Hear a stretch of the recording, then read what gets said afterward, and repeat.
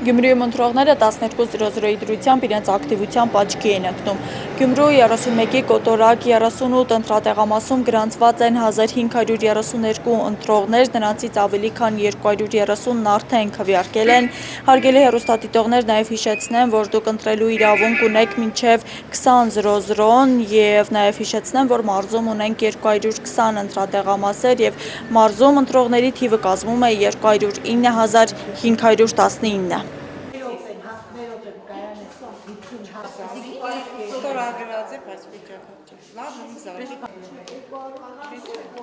Ունենք դիտորդներ, ունենք վստահված անձինք, ոչ մի բան միջադեպ չի եղել,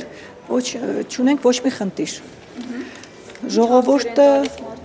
ոչ մի հարց չէ, իրենք արդեն ոնց որ շատ լավ